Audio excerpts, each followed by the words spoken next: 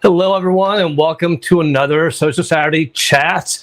Today is Saturday, May 9th, 2026, and we are here for another episode. If you are watching us live, go ahead and let us know where you're watching us live from. Let us know what town you're watching from, and go ahead and repost the room so that the rest of your network can know that we're going on live right now. But today, we're going to be talking about networking with purpose. Specifically aligning values, work, and impact. And so this is going to be something I think is going to take our normal networking conversations to that next level, because we always talk about the low-hanging fruit when it comes to networking and showing up and the little things you can do. Well, now you all been listening to us for a while. It's time to level up your game. And what are you doing specifically with that networking, and how are you making it valuable? So with that, let's do some introductions. It's great to see Martha and Joel here. We might have Mac join us in a little bit. But Martha, how has your week been? What's been going on with you? And please introduce yourself to everybody. Yeah, my week has been great. I have been doing a lot of services in the state of Florida. It's been going really good. And I've also been doing some networking with different folks from different backgrounds, which has been interesting. And some collaborations have come out of that, which I'm really grateful for. So more to come. But yeah, there's a lot of good things that are happening. But of course, that being busy is great, but you also need that calmness, So this weekend is going to be calm. It's going to be a calm week. That's the plan. Oh, good. Joel, how about you? What's going on with you? Well, it's sunny over here again. I mean, we've got the island of Lucky Dip, it seems. On every week seems to be a different one, and weather-wise. But to this weekend is pretty quiet. Bailey is now completely knocked out next to me, so I think he might give me a chance to actually still be here the entire time this time, which is very nice.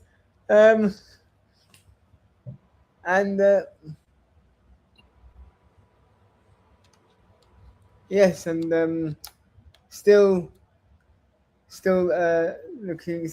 getting those. It's looking hunting for episode 2 of Fighting for the Right to Party, and more on that later. But my fun fact this week is I'm looking forward to spending all my Saturday with you guys and seeing where the conversation may go. Sorry, Mac, I took your words right out of your mouth. And well, let's go to Mac. But before we go to Mac, I feel like I'm either Two-Face from Batman or the Borg with the screen right in the middle of my face. Can we move the comments to the side maybe, or? But Mac, what's going on with you, my friend? You look hot.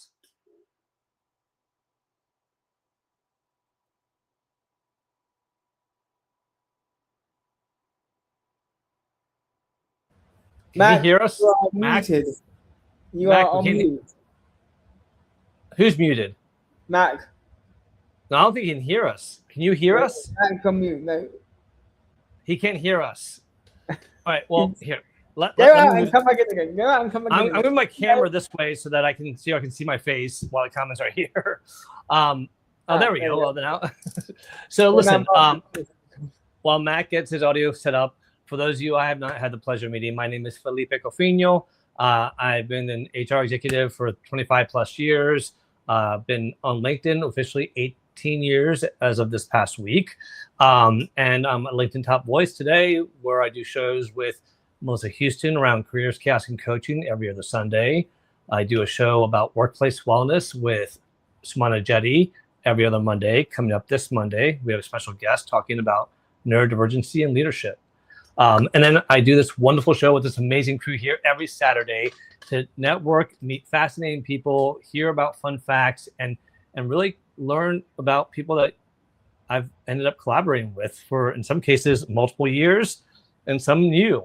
So, and also, I'd be remiss if I didn't mention that I'm also an international best-selling author of a children's book called Miranda and Max. It's actually called Backyard Adventures with Miranda and Max. And I just completed the second book that's getting ready to be published as soon as I finish up the last few small details on the video. I showed it to my son, and he's approving of it, but the song, we'll see. The song that goes with the video cartoon is okay, but I just need to sync it up a little bit better.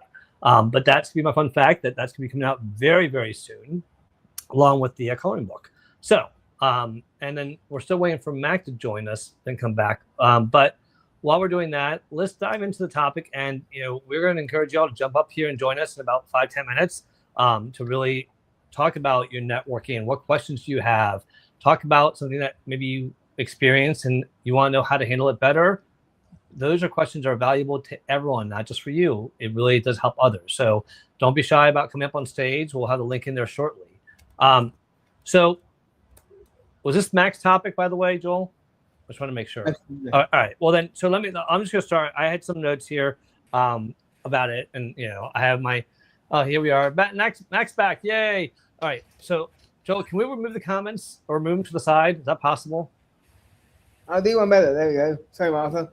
No, don't put them on Martha. I didn't want that. It's okay. Oh, there you go. No, it's Okay. fine. It's fine. Mac, before we dive into the topic, please introduce yourself. What, you don't know me? I think I know you, but I don't know about everybody else. They might think you're Sean Connery. I don't know. Well, hey, I'll take that all day long. Anyway, hi everybody, Mac Lauscher. I am a LinkedIn networking strategist, so I help you stand out of the crowd.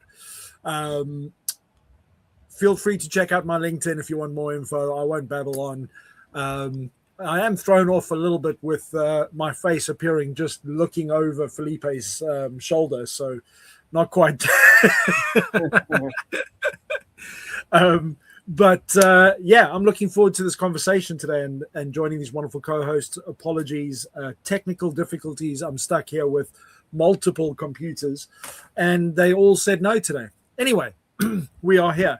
Joel has gone for a whole new look, I see, with the whole. He's just trying to show off, because I've got one. Because he has hair. Yeah, well, I've got one like I can. Yeah. You have the Charlie Brown, is what you have. That's exactly it. Yeah, There but you it's go. not curled up at the moment. So anyway, See, happy Social Saturday to everybody out there.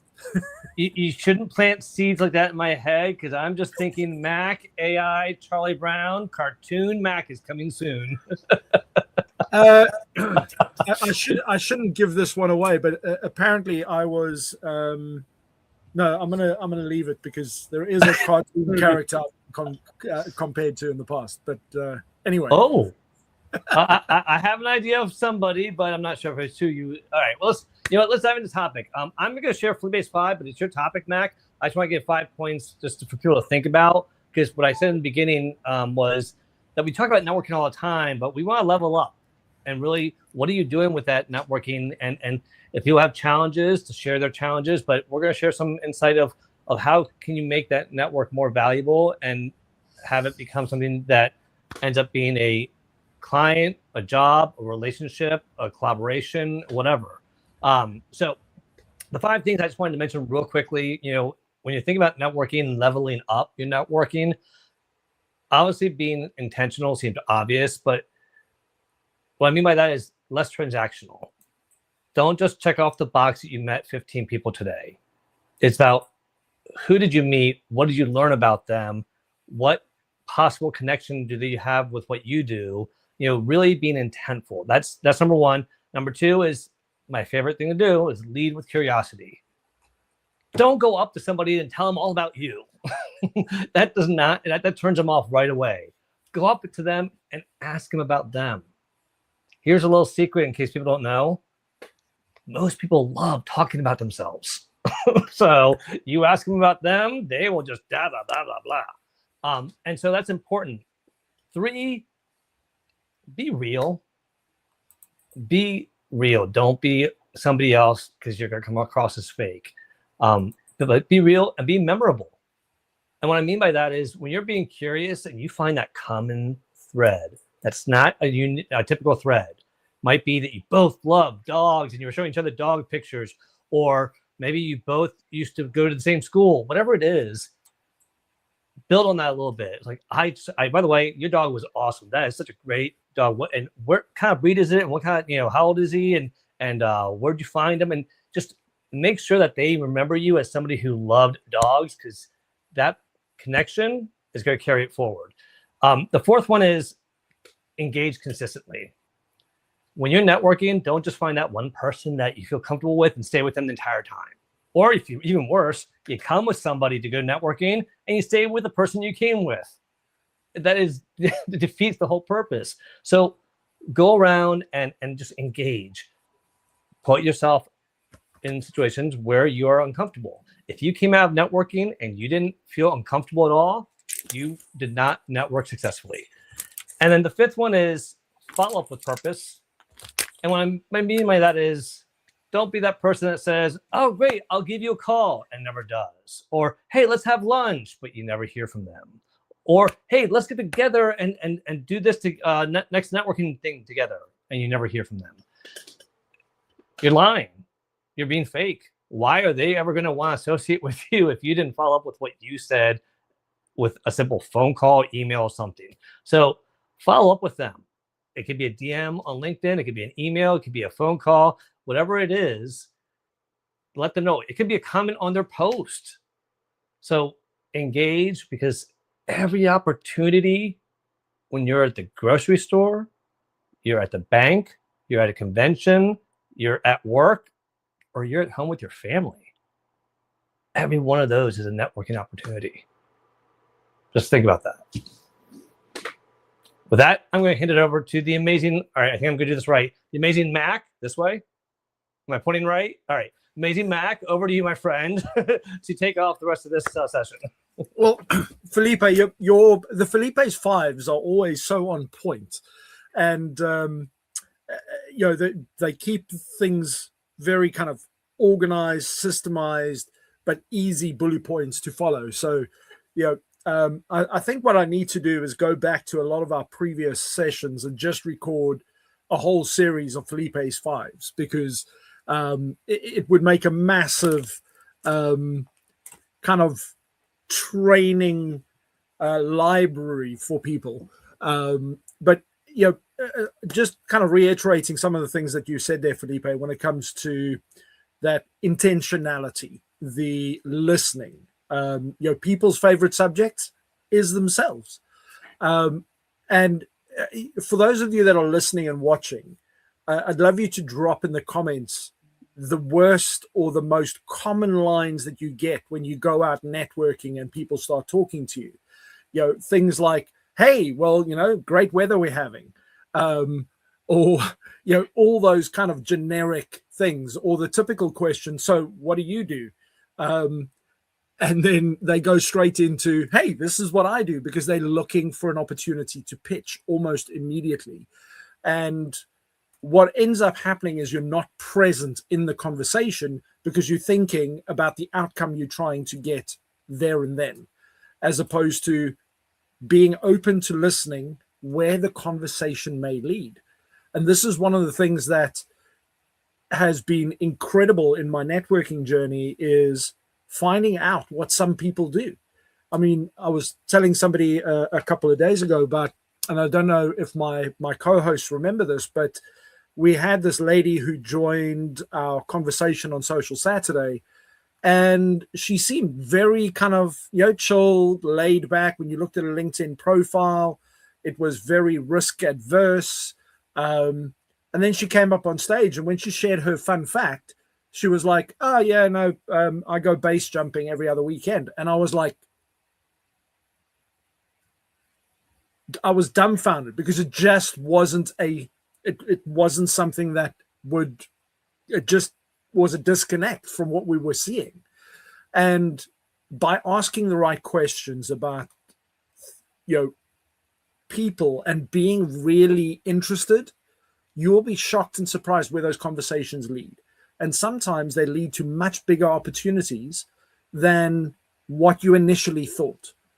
So I'd love people to come up on stage, come and join the conversation, come and let us know about, when situations turned out different to what you were expecting, because of the fact that you were just open to actually really connecting with people. Gregory, why are you seeing double? Oh, because of the screen at the back. Welcome to all of our wonderful community. I mean, we've got such great people in the audience, guys, and they join us every single week. And, Stephen Eng and Linda Mayer, it's been a while, Leslie Flowers. For those of you, if you're not following Leslie Flowers to get an update on a Monday with regards to all the wonderful LinkedIn Lives that are out there, you're missing out, because you can search all day long and you won't come across these gems. So go and make sure that you follow her. Lisa Fevek, my friend, good to see you as well. Solomon is joining us as well. Kirsty, Melissa Houston. My goodness me, we've got rockstar audience today. And William Rochelle, good to see you, my friend. And Gregory is obviously in the background there. Anybody else comment where you're joining us from? But I'm just looking at some of these comments.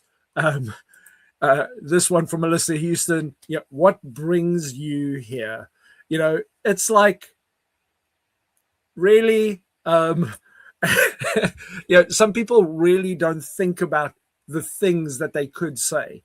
So I'd love you to drop into the comments, what type of questions have you asked when meeting new people? And I'm talking about whether it be face-to-face, on a Zoom call, or just when you're introducing yourself to people here on LinkedIn. Because that's one of the things that typically we see people go, hey, I'm here to expand my network. I'm growing my network. Or, what does that actually mean?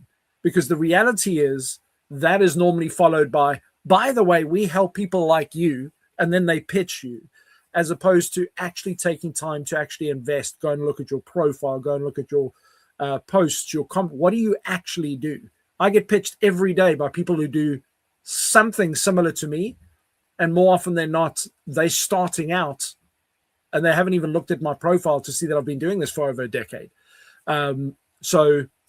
Just those are the kind of things that I want you to think about. Now, I want to go back to my co-hosts and ask them, what is the one question that when you get asked that you think, really, like, there are some obvious ones that people ask that are just clearly they're entry level, they're like a 1 out of 10 when it comes to networking. And we want to help people like that today.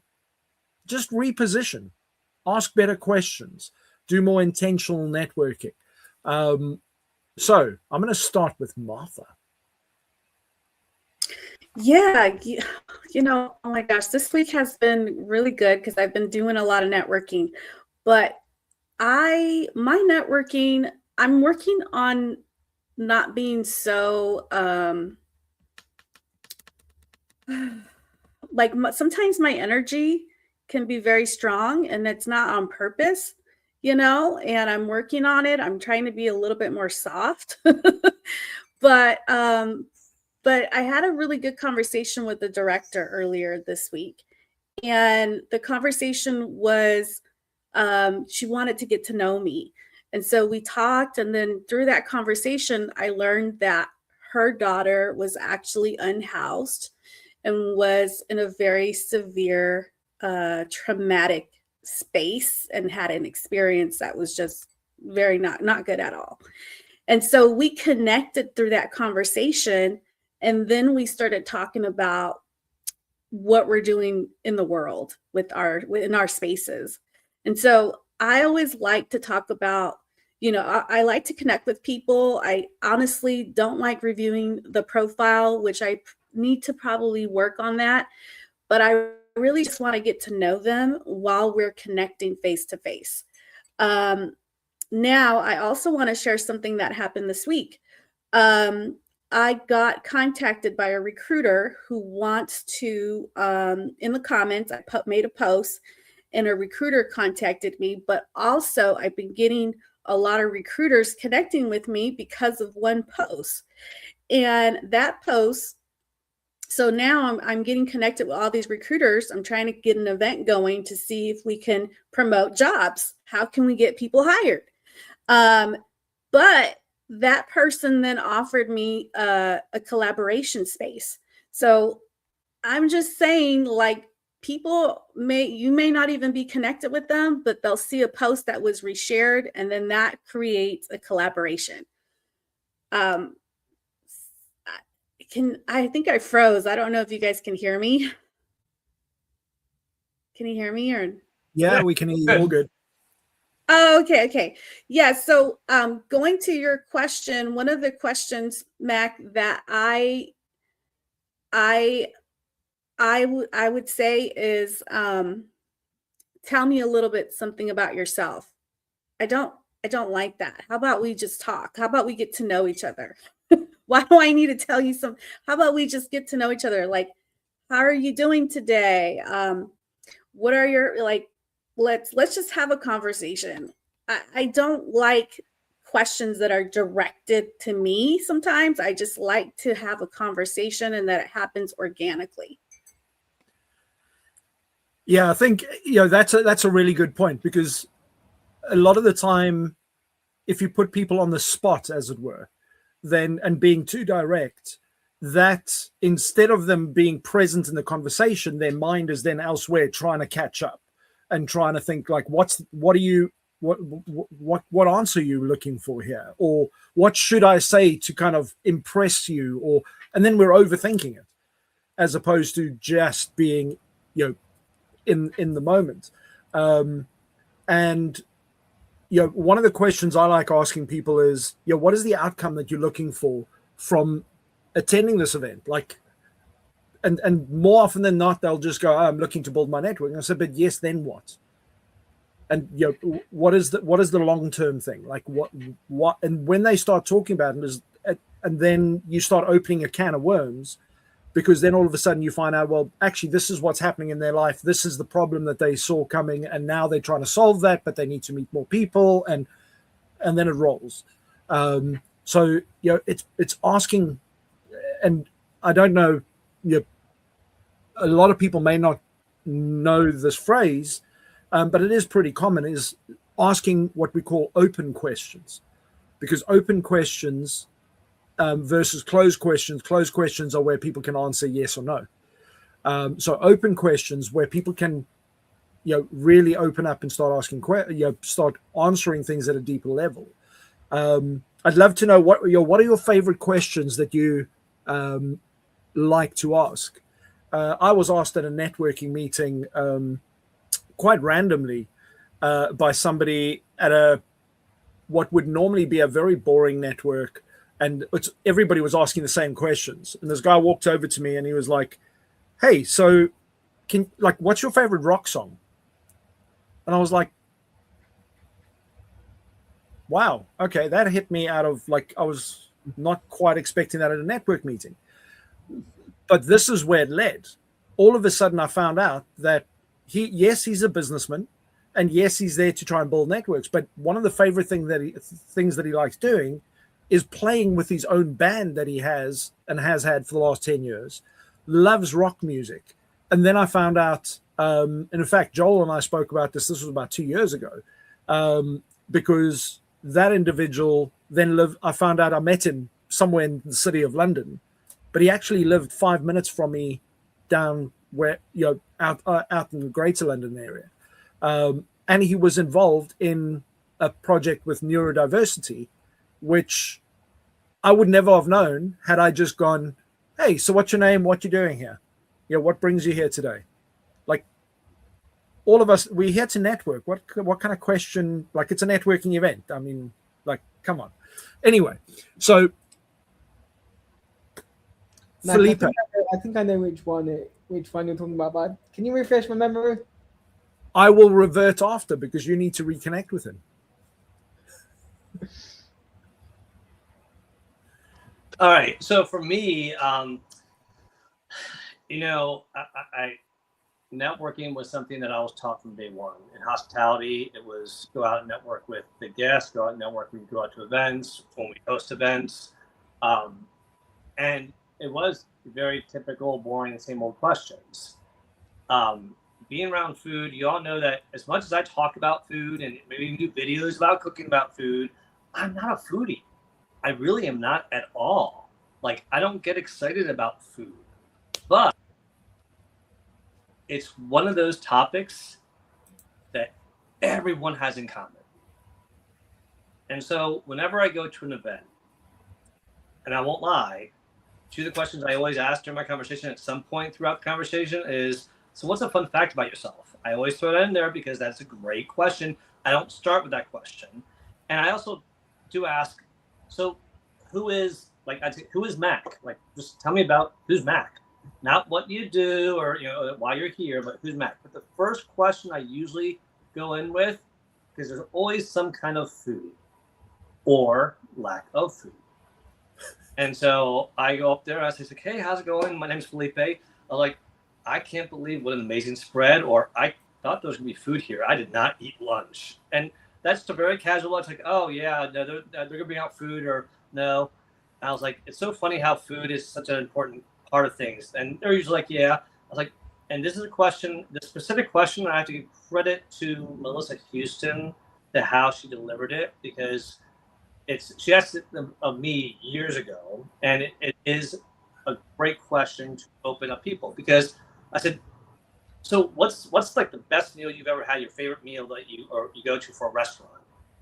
And when you ask that question, kind of like your favorite rock star, it unravels things. When Melissa asked me that question, what came out of that question was, oh, look, there's this great Spanish restaurant in DC that right there, you already know that I'm Spanish, I'm from DC, that is authentic to Spain. Okay, I visited Spain. And they just, when you're in there, you feel completely lost. And it's a great meal. It brings back the memories of my dad. And, oh no, he passed away 25 years ago. But, my daughter, was met up. Also, I'm sharing all this stuff because they asked me about my favorite food. And the food usually ties back to memories, to experiences, to people. And there you have that common connection. And from that point on, after that conversation, I have a buddy now at that networking that I can go back to and say, oh my God, I just met this person. Like, oh, I met this person. You got to meet them because you said you like this. Go check them out. Like, all right. And when you have that buddy that you meet that helps you network, when you cross network, it's amazing. So any question that you can find that is that common, feel comfortable talking about, it doesn't have to be food. Just don't make it weather. Weather's been a no. Unless there's like a foot of snow outside, then okay, great. But I think it's important to find that commonality. If you're at an event that is sports related, say, oh my God, I'm embarrassed to say that my favorite team is the Washington Commanders because they suck right now. Whatever it is, but you can bring that into it. So that's what I would share. Well, it's interesting. Firstly, I just want to warn anybody ever asking anybody about the weather if you're speaking at a British networking event, you're cursed after that, because firstly, you've just written off the rest of your networking session. And it's just going to get depressing after that, because there'll be a leaf on the train lines and somebody will moan about it. So it's just a downward spiral from there. But that question that you asked Felipe about, so who is Felipe as an example? That's a powerful question, because of the fact that it allows that person it's almost like a pattern interruption, because they're so used to all the other questions But when they get asked that question, this is where subconsciously it goes into, ooh, how do I answer this? What am I about? And then it aligns with things like values and their impact and all these other things, because you're asking them something beyond their job title or beyond the service that they bring. You're It's giving more share more than just about their job, and that's what, or you're inviting them to share about it. so. And the sports question, just to give you an example, how it, again, in England, you've got to be careful because it depends on who your football team is. But from an international perspective, and people don't mind if you support a different team, they don't mind the answer, but they'll have a happy debate with you about what's going on and why their team and things like that. And yesterday, as an example, I've been speaking to an incredible business owner out in Africa who he was actually referred to me about 6 months ago. And he wanted to work with me, but he's got so many other things on the go. And I gave him a call yesterday out of the blue, just touch base. Hey, man, how's it going? What's happening? And we started the sports conversation.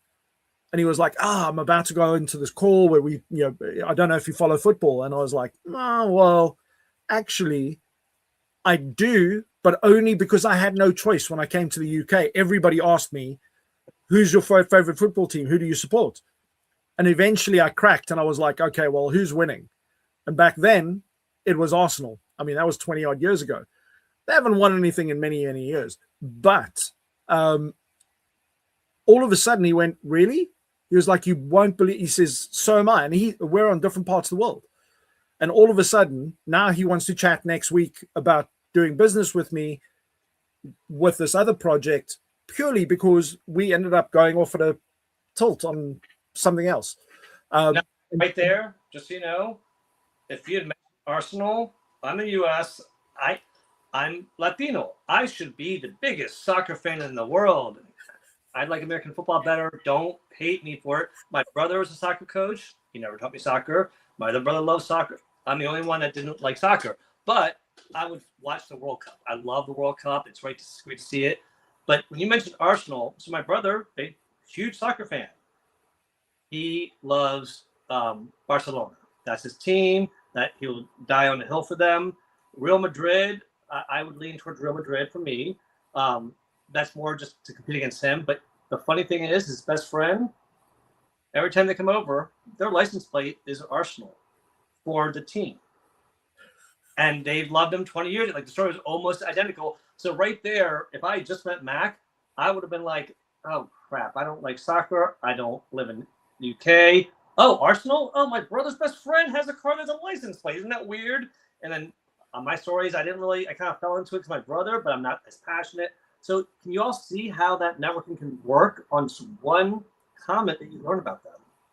And here's the thing, Felipe, you and me both probably couldn't name the starting lineup for Arsenal.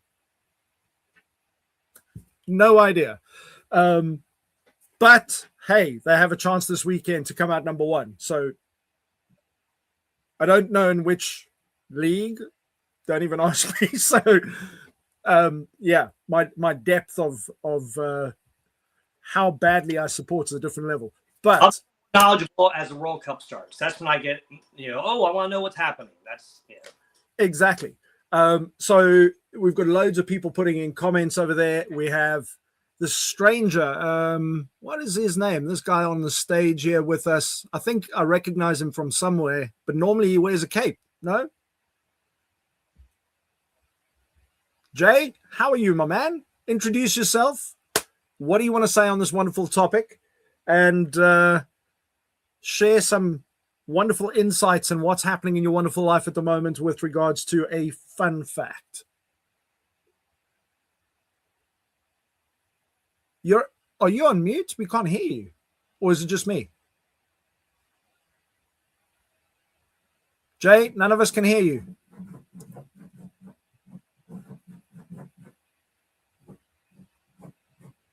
No, you might have to go out and come back in again. That wonderful IT glitch. Okay, Jay, we're gonna let you. He's frozen. He's disappeared, but I'm sure he'll be back.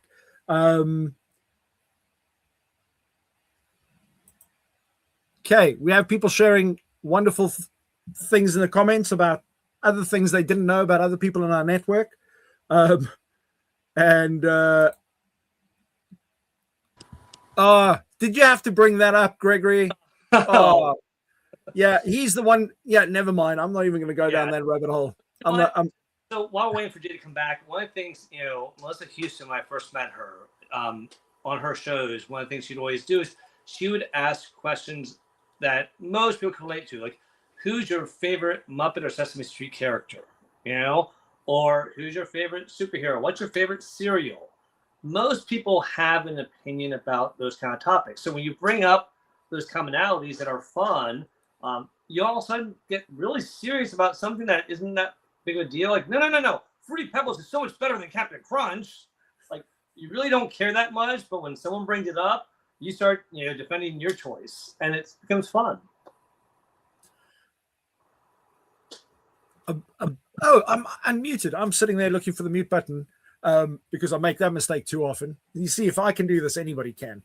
But when it comes to these questions, like you mentioned now about the Muppets and there's always something that will surprise you if you think outside the box, like like the food question as an example, but also when people talk about sport and you sitting there thinking, oh, this is going to go down maybe the football or American football line and I don't really know anything, ask them, well, what type of sport do you like watching that maybe nobody else would assume that you watch?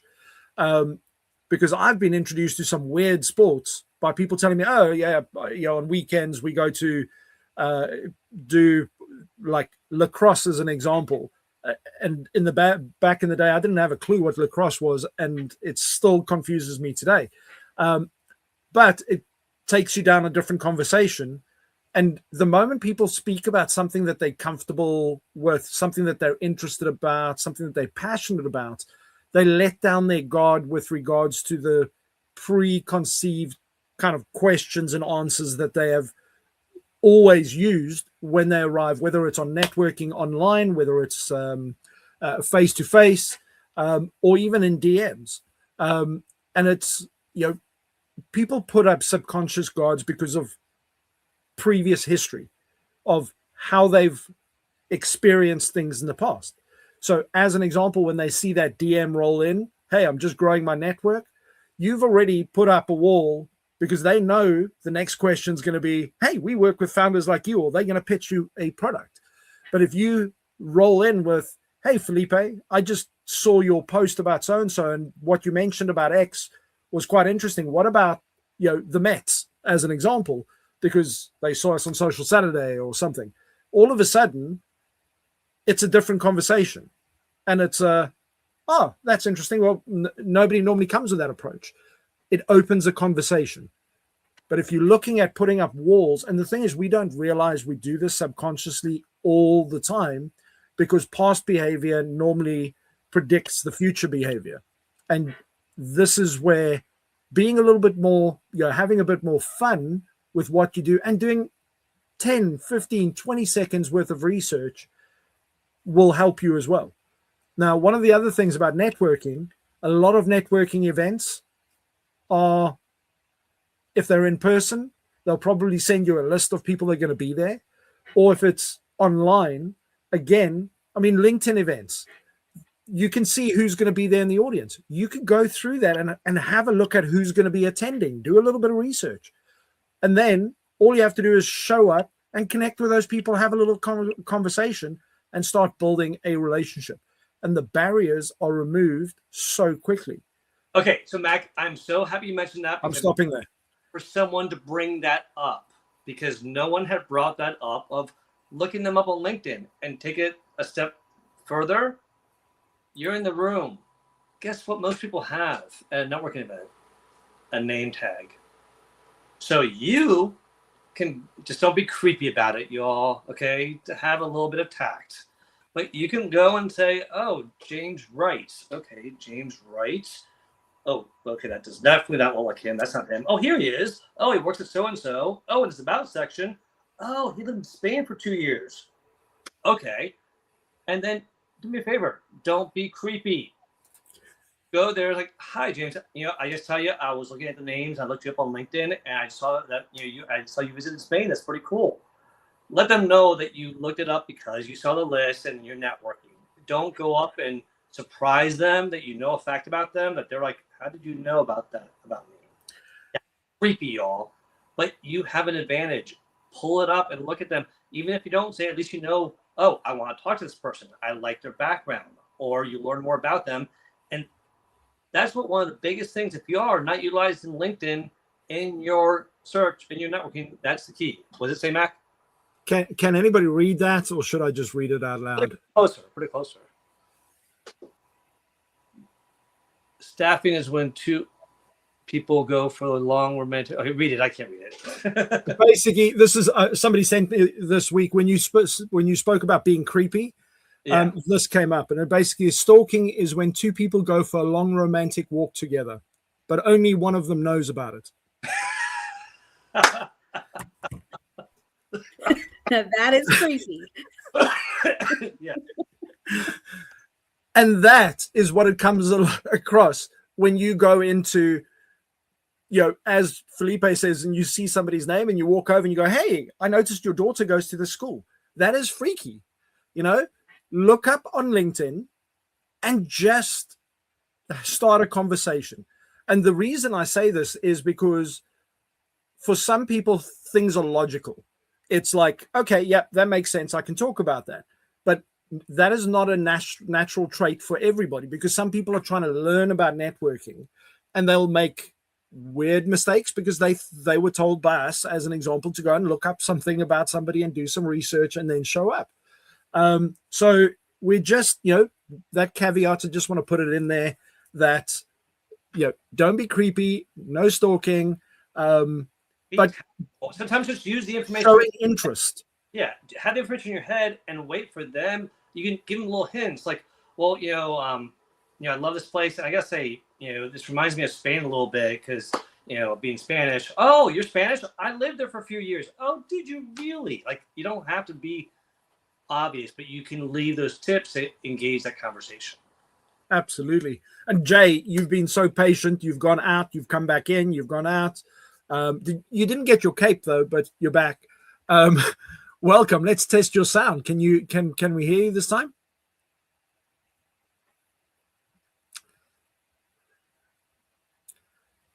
Don't throw your computer out the window though, because that's what I would normally do if I get frustrated. Jay, try hitting the microphone and changing the audio to a different microphone. If you hit the little microphone, you have options sometimes for a different mic. That might help you.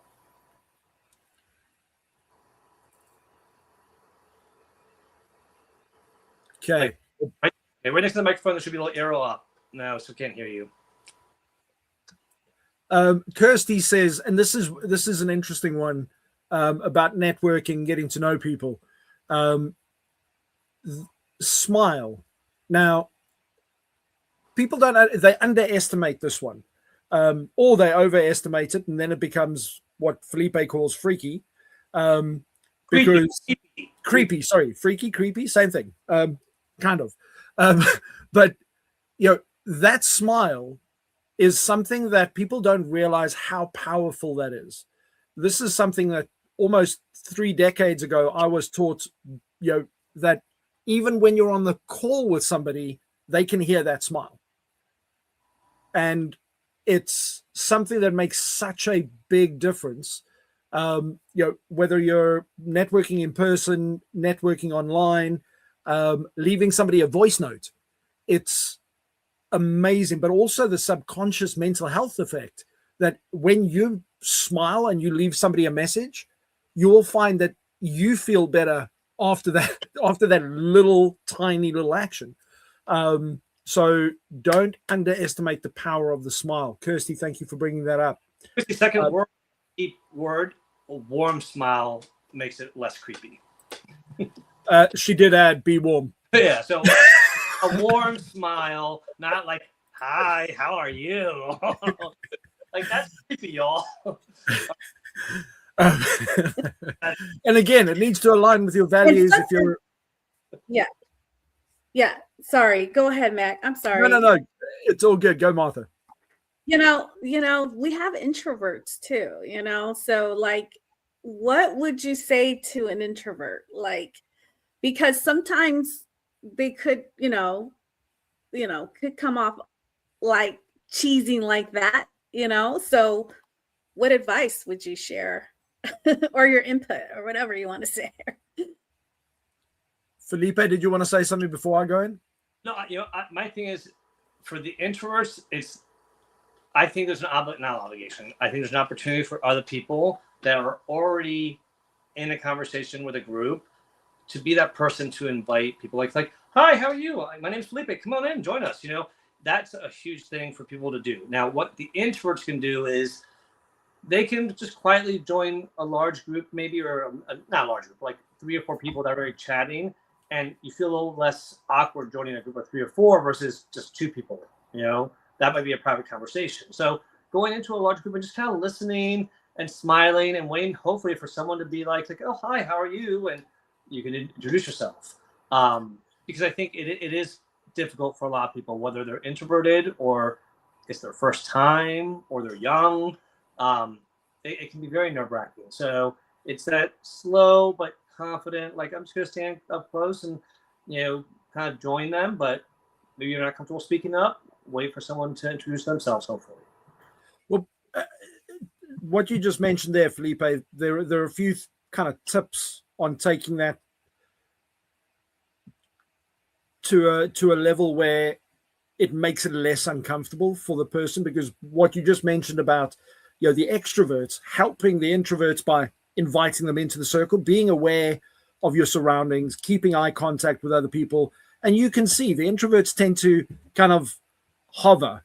They'll be standing on their own in the corner, or they'll walk past the circles hoping somebody will invite them in. And a lot of people don't know this, but online, I'm actually more comfortable than I am in a room with a lot of people. And even though I'm quite outspoken, when it comes to networking, there are tools that I have to put into place to make sure that I survive, because otherwise I will walk in, I will be in the corner, and I'll be looking for an opportunity, and the extroverts will overcrowd the room, and I won't find my opportunity to actually speak. So if I'm invited to speak somewhere, it's a different room. But if I'm arriving as a guest at a networking thing, so here are a few things that you can do that will equip you. So one of the things I found, we spoke about research earlier. So if you're going to an event, LinkedIn is such an incredible tool. Go and look up who's attending, find 2 or 3 people that you can kind of go, okay, I can connect with those people. They'll speak my language, and connect with them beforehand and just message them saying, hey, I saw you going to this networking event. I don't really know anybody else there. Would love to, catch up when we get there. And maybe, if there are other people in the room that you don't get to speak to, that may be beneficial to you, I can introduce them, and vice versa.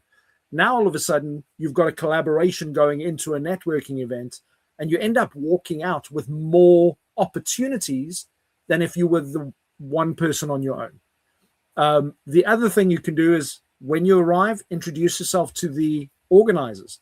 Is just walk over and go, hey, so I'm here. I don't know anybody. I'd love you to introduce me to anybody you think would be valuable for me to speak to.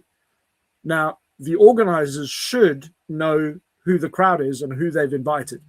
And even if they introduce you to one person, you're now not that nuclear bubble floating around on your own. And all of a sudden, the whole room dynamics change. I can go into a lot of other things, but those are the 2 things that I have found change everything. So Martha, does that help? Yeah, that absolutely helps. And, I was just reading Bill's comment. He mentioned that during networking events, he usually sits in the back. So I just think it's interesting because yes, we're very extroverted online, but when it comes to like in person, I also pick up those introvert traits. So it's very interesting just to tune into this conversation and hear everyone in the chat too, what their shares are as well. And I want to make sure everyone understands something. Everyone has a level of extrovert and introvert in them. Everyone. Some just have more experience pushing the extrovertness and more comfortable level with it than others. It might be upbringing. You grew up in a big family with a lot of brothers and sisters. You had to be loud and heard to be doing it. You're only child. You might have had a very quiet, very respectful upbringing where you didn't yell and scream like your brother, other people did. But I think what I mentioned earlier about being that extrovert that brings people in, that's a networking tip for you. The people that are already feeling comfortable, like, oh, I don't mind going up talking to people, I just don't always know what to say. Okay, great. Well, you have the ability to do something. You don't know what to say, introduce other people. That's your thing that gets you into conversations so that when a topic comes up that is comfortable for you, you can start adding. But that is a huge thing. It not only does it allow you to meet people by bringing them into your circle of conversations, people remember you for being kind, inclusive, for being a leader in a way. So there's a lot of benefits to that networking. So Gregory has mentioned a really good point here, because as an example, this past week, I've been to 3 different networking events, all of them emailed because I'd registered. They emailed me the list beforehand and I had access to that, because you're opting in when you're going to those networking events and you want to be on the list because you want other people to get hold of you if you are bringing value. As an example, their contact information, maybe they might not give you your email or not phone number, but their name. Exactly. So as an example, the majority of the lists will have so-and-so from this company, and you can go and then look them up. They may not have email and contact number because, again, that may be part of their privacy side of things. But again, if you don't have access to the list, this is where doing a little bit of research on the event and the organizers, because then you use hey, I'm at this event. I hate these things because I've always, I don't like stepping into little circles and cliques and things like that. And I'd love you to introduce me to anybody you think may be relevant. The organizers will know who may be. And also look for the other introverts, because guess what they are doing? Exactly the same thing. Standing like I would at the table over there, looking at the snacks, the coffees, the drinks, looking at ways I can almost protect myself before I step into things so that I don't look like some weirdo just standing in a corner. And I've done this where I've been at an event, the coffee's already gone, I'm still holding on to my empty cup, looking like, okay, so who am I going to pluck up the courage to go and speak to? But it changes everything when you've just got 1 or 2 people, because once you break that cycle at the event by just starting to speak to somebody, all of a sudden that changes everything and it changes the momentum. But you've got to step out of your comfort zone as somebody who is more of an introvert, and pick the battles that you are willing to face. So if it's speaking to the owner or sending them an email beforehand saying, hey, I'm really not great in networking events, I'd love to come, because it's in the host's interest to make it comfortable and opening to everybody. And if you email them saying, hey, I suck at these networking things, love you to introduce me to one of people just so that I can kind of start conversations while I'm there, they want their event to be successful. So Mac, I was looking at Christy's comment about, she talks to the person sitting in the corner, and I think to your point, networking with introverts, it's networking, okay? And there are plenty of powerful, strong, intelligent, talented people that are introverted more than they are extroverted. And like Mac said, a lot of them might be extroverted online, introverted in person. But one of those things about whenever I'm like tired of talking and like my mouth is dry because we're not working, I get a glass of water and I look for someone that's sitting there by themselves, and like you mind if I sit next to you? And that's where we can just chat and just have a casual conversation. And those are the kind of examples I think Mac's sharing is look for those people that are sitting alone, or like Christy said, sitting in the corner, and just sit down with them, just be like, oh, sit down for a minute and have a glass of water. Not like, oh, I'm coming at you to talk to you and ask you questions. No, I'm just coming to sit down next to you and, hi, how you doing? And, and chat. And take away the expectations. The curiosity should get you excited. So focus on the curiosity when you're in there, because we all feel it. I walked into a room where I didn't know anybody, and it was nerve-wracking. I didn't feel comfortable. I did 5 laps before I said a word to anybody. I waited for people to say something to me. So we are all subject to this. But here's the last benefit of networking, and I'll hand it back to you. So hopefully Jay can, we can hear him. I was invited to speak at an HR panel because someone who had networked with me 10 years ago and said, oh, crap, I can't make it. First person he thought of was me, reached out to me, would you mind taking my place on this HR panel at the Office of Attorney General? I'm like, sure. Now, he never would have thought of me if I had not networked with him 10 years ago. So you never know when they're going to come back. It's worth your effort. All right, back to you, Matt. Well, all of these things, can you hear me? Yeah, there we go. Are so important. I love Bill's comment there about did he call me the weirdo in the corner? No, that's typically me. But here's the thing is, invest in the buddy system. So the buddy system is guaranteed. There's never just one introvert at an event. And like Felipe just said, walking over to that person, kind of breaking the ice. What I tend to find that also helps is if I see another introvert in the room and I can spot them a mile away, I would walk over and go, frick, I hate this part of the event. And then they will normally kind of vent and go, yeah, me too. And then we kind of team up, and then, hey, we good to go. Because then I go, hey, so, tell me a little bit about you, so that if I find somebody else in the room, who are you looking at connecting with? Like, why are you here? And then they'll spill the beans. I get to share. And then what Will mentioned earlier about when it's introducing other people, that's his superpower. But when it comes to talking about himself, not necessarily that great. But this is where the buddy system is really good, because now that you've exchanged information, if you're speaking to somebody and they kind of hit those marks of the tick boxes of the person you just met, you go, you should meet Felipe. I've just spoken to him and this is what he does. Now, all of a sudden, somebody else is singing your praises. And then it's just a handover and go, hey, Felipe, come over here. You need to meet Bill. And the conversation changes. So little things like that can be such strong tools.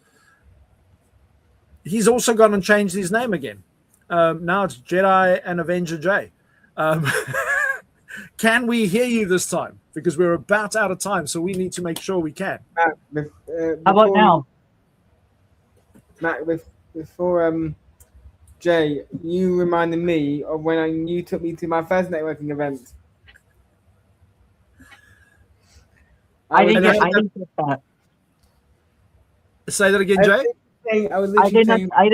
I couldn't understand what he said. So Joel, tell us about your first networking event quickly, and what changed between then and now. My first networking event I remember was with you at now where I live. No kidding. I was literally following you around like a little sheep. Wow. And what changed? What made it easier, Joel? I grew up here. He grew up here.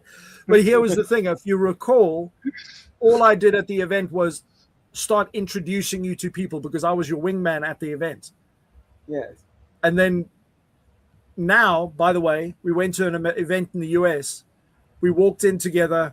I think that lasted about 3 seconds and he disappeared because he came back and he was like, oh, Mac, you should meet this one. You should meet this one. Oh, this one does this. And I'm like, what happened to Joel? But it takes practice. And he's a great example of how to become a lethal networker. So Jay, tell us, you've been struggling to get your message heard, my friend. Go for it. Yeah. Can you hear me this time back? Yes. Loud and clear. Wow. Thank you, Martha. You're a genius.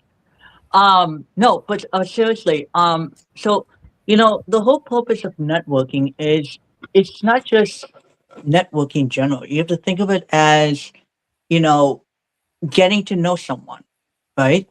But at the same time, you have to think about, again, you're talking about aligning values, and so like when I go to meet someone, whether it's on LinkedIn or um in person, I like to introduce myself, get to have to let the person know who I am and what kind of, what I do for my work. But at the same time, when I network, I like to also think about the fact that I don't want the other person to look at me and say, "Oh, you can't do this because you have this challenge." I want them to be open minded. And at the same time, when you're networking, you also have to think about, like, will this person uh not align with my own values, which is don't downgrade me because you think that I can't do something. Because if you allow the other person to do that, then that means they're not a very reliable networker, and they're just using you to they're just using you to benefit themselves. When in reality, you want to make the person feel welcome, and you want to support them in any way possible, right? And that's really what I believe in when I think of purpose driven networking. I don't like to network with people who are not open minded. Like I don't like to network with people who don't really care about who I am. If you're not going to show that type of empathy or careness for the person who goes through various challenges because of what they have to go through all their life, then you're just not worthy of me. Then you're just you care about yourself So, Jay, instead of caring for others. I 100% understand where you're coming from. But here's what life experiences has taught me is that all of us come from a different set of experiences. And therefore, that means a lot of us haven't been exposed to what other people have been exposed to in their walk of life.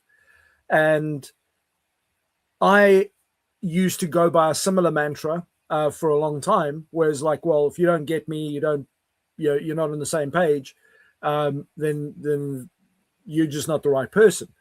But what I found was that sometimes people haven't had a peek into my world, and therefore they don't understand who I am and what I face and what I'm capable of. And therefore they are judging me based on their life experience. And if I show them a different viewpoint, then all of a sudden it's a different world. So, as an example, I've had the privilege of working in a lot of very high tech companies and organizations.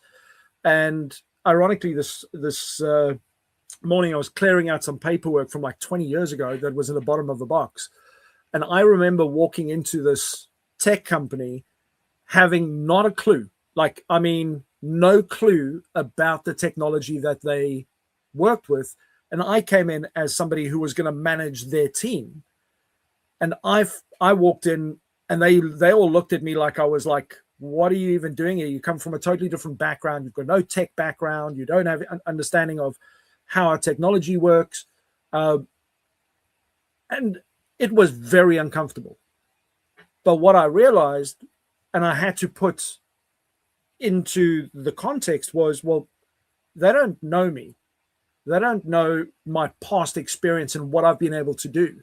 And if you go onto my LinkedIn and you look at my experience section, man, I've worked in freaking all walks of different companies, emergency services, email security, cyber. I've worked in hospitality.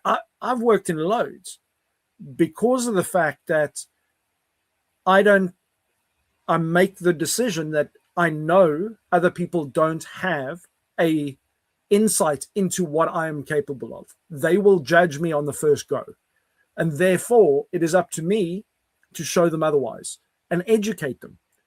And that is the opportunity that you are faced with because of the fact that when somebody gives you a hard time or they don't understand, that's a massive opportunity to kind of go, hey, you don't know what you're seeing here.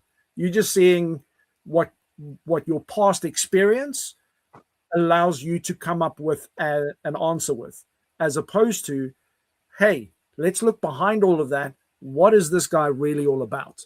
And the courage that it takes for somebody with the challenges that you say you're facing to come up here and speak publicly. I mean, that takes some big kahunas. I know how difficult it is to speak publicly and come on here. So never downgrade your worth based on somebody's first impression, because you'll be shocked and surprised. One day they're going to turn around and go, gee, I didn't realize, this guy will go and do public speaking, but somebody else who may be judging you is terrified of public speaking. So it may become an opportunity later where they go, okay, you know what? And I've got some very close friends today because of the fact that they prejudged me and I stood my ground. I was just me. And eventually they turned around and they were like, wow, okay. You're not going to take all this, you don't understand tech, you don't understand this, you don't understand that. Because they started seeing the value that I brought in other areas, that those weren't my skills. And I don't have to feel bad because those aren't my skills. I can either choose to go and learn those things if they're within my interest, or I can associate with people that have those skills and I can still do what I'm good at. Does that make sense? Yeah. And Yeah. I think one more thing, I'll just say one more thing, is that in this topic of purpose-driven networking, I think the question we should ask ourselves is, or the question we should think about is, what is it that you have to offer? What is it about you that you can offer to me, so that we can network together, right? It's almost like not marketing type of question, but it's kind of like marketing. It's like your branding. So let me ask you a question about the question you just asked, because we need clarity. So Right. if we'd just met and you asked me that question, Uh-huh. I wouldn't have a clue because I've never spoken to you before. I don't have any history about you, so I don't know what I can offer you. But Right. only by having an open conversation and asking weird and wonderful questions like, what type of food do you like? What kind of music do you like? What is the purpose of you being at this event? Like, what is the outcome that you're looking for? Like, how is this going to help you towards what you're working towards? Then I can make an informed decision. But if I ask that question too soon, I'm blocking that person from really being able to be helpful. One of the things that I think is always important, if you are talking to a group, maybe you're hosting the networking event, and that's a little bit easier when you're hosting it. You have a little more confidence.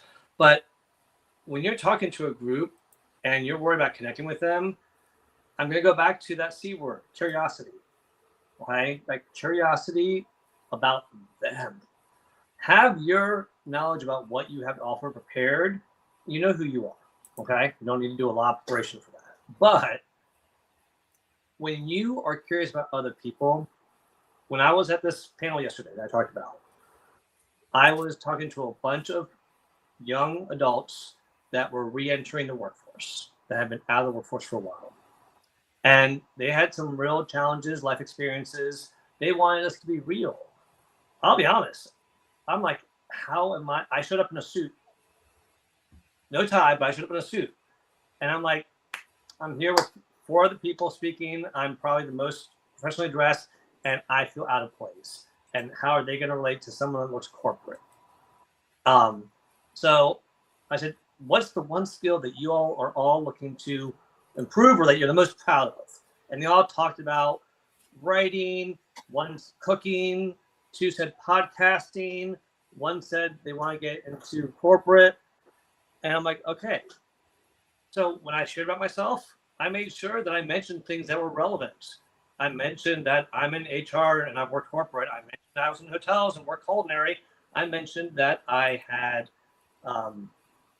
done podcasting, and all of a sudden, those two people that were like the most disinterested peaked up. They're like, what? And then I said I did something different. I wrote a children's book. The writers peaked up. I said, by the way, I'm not a cook. I'm not a good writer. And I still did things. You all have more than one skill.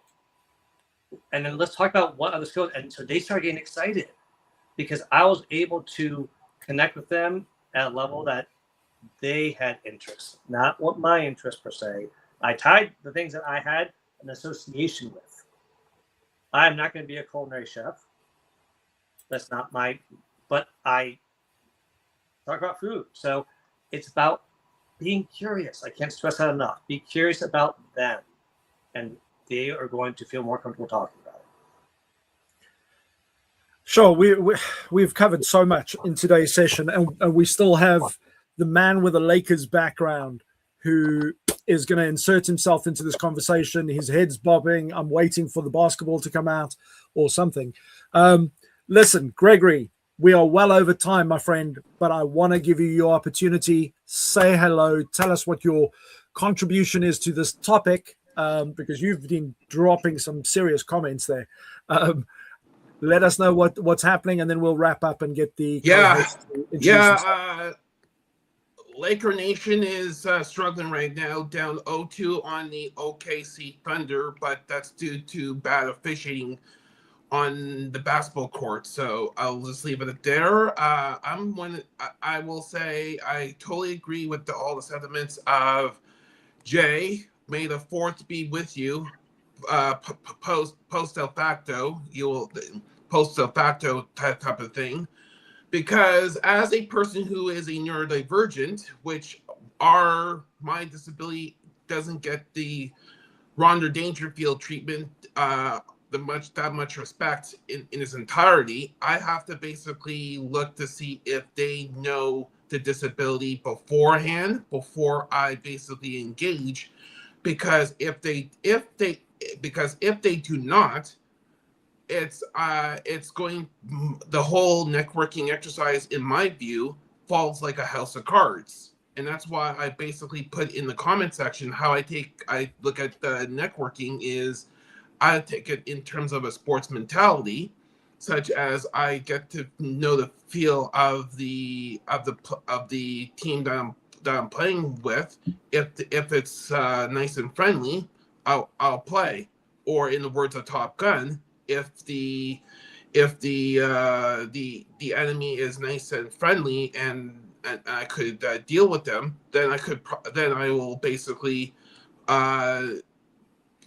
play in a dogfight type of situation in terms of that type of retrospect. Because people like, I will say, I don't want to speak for Jay, but he can speak for people on his own. People like me and a lot of people who are neurodiverse have that type of, I will say, stigmatization just in regards to the disability in its entirety and stuff, and that's why I will say people like me usually are on the side in regards to corresponding networking events, because I just basically signed up myself for a networking event a week from this Wednesday, May 20th, at Confusion Corner Bar and Grill on Osborne Street in Concordia and Corridon and stuff, and I'm just basically on pins and needles from this point forward if people will know my disability and all that type of stuff. If they do, swell. If they don't, it's a waste of $24 American Canadian for the networking mixer type of event and stuff. So that's why I will say Jay raises a very impactful point in regards to from a disability and me from a neurodiverse type of related role, because people like us are kept in the back, and they do not want to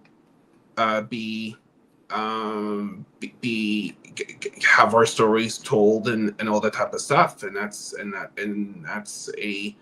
ableist type of a view in terms of overall social interaction in society as a whole, per se. So yeah, I'll leave it at that. Enjoy the veal. Well, yeah, I just gotta say, I love what you shared there, Greg, and I just want to say, for anyone that goes networking, it used to be quantity over quality. Look how many business cards I collected. No one cares about that anymore. It's about, if you walked out of there with one quality connection that's new, then to me it was worth $24 or success, because that one connection, you never know what's going to bring you. And don't be afraid to show unique things. One thing that I forgot to mention yesterday, that the kids I didn't connect with, the reason I connected with them was they came up to me like, "Are you handing out business cards?" Like, "Oh no, I'm handing out," and I have one of those dot cards. Have you all seen those dot cards where you just tap it on the phone and your contact information, my YouTube QR LinkedIn. code?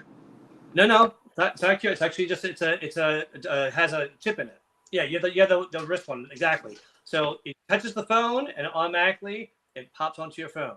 You can do it with a QR code on the back as well, but just tapping the phone, the kids thought that was the most coolest thing in the world. They now also have my cell phone number, so, but that's, the risk, but that's part of networking. If I really want to help them, I want them to be able to make it easy for them to get a hold of me. So that's the other last thing, is make it easy for people to know where to find you after the event. Even if you do have those physical business cards, make sure you at least give them that if you have nothing else, but find a way to connect right there with them before you leave. Because you always forget, oh crap, what was their last name? Or, oh crap, I can't find them. Or, oh no. Do it while you're still at the event and say, hey, I just sent you a connection request. Or, hey, is this you? Okay, great. Just want to make sure. Because then you have that security. So there are a few things that come to mind over here, but one of the things that just popped into my head, I was having a conversation with somebody yesterday, and I don't know why, but a lot of people end up being the best kept secret at networking events, because not only at networking events, but even here on LinkedIn, because you find somebody, you go, oh my gosh, they can work with me, they can help me, this is the person I want to deal with. And then they've locked their profile down so heavily that there is no, how do I get hold of you? And then LinkedIn, as an example, will say, well, if you don't know their email address, you can't connect. So you're sitting there going, well, there's no contact information. The banner doesn't say how I get hold of them. There's nothing in their about section says what the next step is. And it's like, well, I can see them, but it's like they've built this, wall that there's no way of getting hold of them. So make it easy for people to take that next step and get hold of you. Direct them, tell them how. Could you use an email sluicing app like Hunter, like Apollo? Well, then it's too hard. And Hunter. Well, here's the thing: is if people are going to those links to try and get hold of you, it's too hard. A lot of people don't have the technical knowledge or understanding or know how to do that, and if that's what it takes to get hold of you, then you're doing it all wrong. You need to make sure that people have an easy way to get hold of you. So if they're not directly connected to you on LinkedIn, as an example, they're a second or third level, leave something on your profile that says, hey, you can go here, go to my website if you're trying to protect your identity and all your contact information, and you just want them to fill in a form that gives you the choice to reach out. That's great. but give them somewhere to go. So important. Gregory, yeah. And just show everyone, because I love that you have the wristband version of the disc, but this is a dot thing. It's only $29, y'all. And I just want to show you something. This is what I did to people, and they're like show you, open your phone. I touched it, and I hit this, and poof, all my information just popped up for them right there. It's that. Okay, so Felipe's home address, if you just rewind a second, was on there. You can go. No, do not have my home address on there. I was kidding. It is a business card. So think about what you would put on a business card, because that's what you want to have on here. If I started putting my social security number and all that crap, I'm in trouble. Yeah, don't answer everything. But both when it comes back to Jay and Gregory with your comments about you're walking into a room and people playing by different rules. Don't be afraid to play at your own rules, because this is one of the things that neurodiverse people we're different, and we play by different rules. But one of the things that I found really powerful is when I walk into a room, because I've got ADHD and a freaking squirrel will take me running out of the room and down a rabbit hole, so I'm going to stay focused. But is having, again, like I mentioned, that buddy system, where get hold of the organizers. So Gregory, the people that have organized that event, just say to them, hey, this is me. Here's a little bit about me. I'm neurodiverse. I've got, a different way of communicating with people. And if you don't mind helping make it easy, is there one or two people you can introduce me to when I get there? Because you don't want to be left in limbo.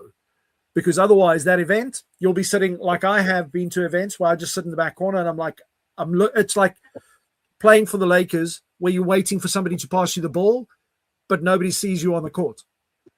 And that's where you've got to go in you've got to set yourself up for success. So become the person that all the organizers, and this is where the big difference is. When people walk into a room, a lot of people actually don't know who the organizers are. They haven't done any research, haven't done any homework, or they want to get the organizer's attention. If you've already spoken to them beforehand and you walk into the room and they go, Gregory, everybody else is going to wonder, well, who's this Gregory guy that the host walked over to first? Why don't I know them? Who is he? And then that's where it all changes. There was a very, very interesting question that just popped up. Flash it. It just came in. That's the question. Thank you. What's the difference between Felipe? Could you take advantage of that one? That works with any phone, not just iPhone. So contact transfer between iPhones. Some people doesn't work with all the other phones. Yeah, it doesn't work with the other phones, and some people don't like that. They have to have it set up to accept transfers, and so it's just like, so when you send like a picture over, it's great, but this actually saves it into their contacts automatically with one click. Yeah, and it's a proximity. It basically works like a proximity reader, like when you take your card and scan into maybe at work or those kind of things. It's literally just proximity, and it downloads the file, which is a contact CSV file that literally just, they can then choose what they save on their phone. Whereas the iPhone, you're limited to only half the room. Hopefully that helps. Anyway, folks, we are 25 minutes over. Let's wrap up. Felipe, I'm going to go to you, then Martha, then Joel, and then myself. I made a promise that when I get an idea in my head, it's hard to get it out, and I have to follow through with it. It's a little bit of my OCD. So this is what Mac would look like if he was Charlie Brownish. Got the little beard and everything. There we go. I think what I'm going to do is I'm just going to grow that one hair for the next 3 to 4 weeks so that people can see it. Actually, I have to keep use a little bit of gel to make it curl. Oh dear. Anyway, I hope everyone got some value out of today. Let us know what was your best takeaway for networking in the chat. For those that maybe missed part of the session today, and again, everyone's at their different speed, and networking isn't like it was old school. There isn't a right or wrong way, because we're dealing with people that are much more open about being who they are, whether they are neurodiverse, whether they are an introvert or extrovert, whether they are new and young, whatever it is, everyone's got an insecurity. So realize that you're not the only one. We all have them. And we are all feeling the same way. Some of us have just gotten used to it because we've been forced to do it over and over and over and over again. And that's what it takes, is practice. So practice it, put yourself out there in small little opportunities in person and virtual. You got to do both. You got to practice both because they're different skills. And as far as what I have coming up, Monday, I have Workplace Wellness Hour, where we have a special guest, Farah Demelli is coming, and she's going to be talking about neurodiversity and leadership, and specifically leaders who are neurodiverse and how they lead, but also neurodiversity in the workplace. If that resonates with you, come join us on Monday at 8 p.m. for the Workplace Wellness Hour. Other than that, I'll be back here next Saturday with this crew for another great Social Saturday chat. Amazing stuff. Please do yourself a favor and go and follow Felipe. Go and check that out. He runs so many different events with so much value. It's insane. So if you haven't, go do that now. Martha, are you able to share your screen and chat with us? Yeah. So for me, what I have coming up on Saturday, next Saturday at 2 Pacific Standard Time, I'm hosting an event with Erica on caring. Sorry, I don't have the event up on the screen, but I will share it here, the link. It's going to be a great conversation. She's got a medical background, and please join us if you can. And as far as what my takeaway from today's meeting is, yes, sometimes even us extrovert people, we do have those introvert situations and how to work through them. I love that buddy system, Mac, that you mentioned. So that's a good takeaway for me. You know, when you're going in person and meeting people, so that you know, awkward energy doesn't come up. But yeah, and then I will be popping in different events throughout this week. So yeah, that's all I can share as of now. But if you want to connect with me, please do here on LinkedIn. Thank you. I'll pass it back over to you. I guess Joel is next. Joel's next. I'm next, all right. Okay. This week, I'm just looking for the next guest for Fighting for the Right Party. Hello, MacGyver. And I'm also looking for a sponsor for the season because, as we know, things cost a lot of money and my pockets are empty at the moment. So we can thank March for that one. But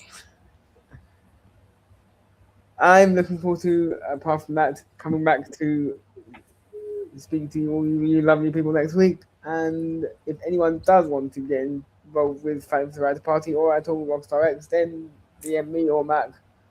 Probably me, because Mac sometimes doesn't see them until it's too late. So,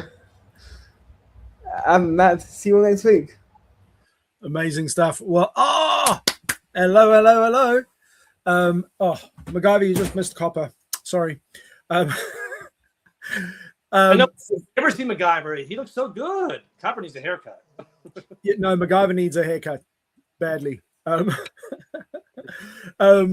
So just to wrap up, I don't often talk about programs and things that I'm running. I normally talk about free stuff and all those kind of things. But I've been asked to run a beginners program because there are so many people who are lost when it comes to LinkedIn. And specifically for people that are already experts in their own right. So they're really good at what they do in their business. They maybe get a lot of referrals, and word of mouth is typically how they do business. But when people are looking them up online, they're losing credibility because they've got no online presence, or their presence is still a career move from 10 years ago that says they do Excel spreadsheets when now they build apps, or, as an example. So we've got a LinkedIn Kickstart program, a beginners program starting on Wednesday next week, which is 5 till 6 p.m.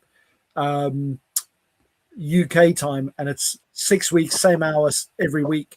But we're only limiting it. I don't want it to be a massive group program that like a lot of people have that doesn't really add value. You don't have an opportunity to ask questions. So we've limited it to 10 spaces. We've got 3 spaces left that I'd like to fill with the right people. We've had quite a few people apply. And at the end of the day, my reputation's at stake as well. So I want to make sure we get the right people in there. So if you know of anybody, DM me and I'll send them the details. I've learned so much from Mac over the last 5-6 years that if I hadn't known him, I would not be where I am today with my LinkedIn journey. So anyone that attends his classes is going to walk out of there so much more prepared to be visible on LinkedIn and have it work for them. And I could not give a stronger endorsement for people. And if you only have 3 seats left, I would sign up as soon as possible because you will not regret it. Appreciated. You know where to find me, folks. And next week we will be back right here, Social Saturday chat all over again. Thank you so much for joining us, those incredible people who show up week in, week out to support us. Please, if you are in the audience and you support us week in, week out, you've got an event coming up and you need us to come and show up, or somebody in the community to show up just to be there and support you on your journey, drop it in the comments and let us know. I wish you all an incredible week. Thank you so much for joining us, and we look forward to seeing you all next week, same place, same time. Adios, everyone.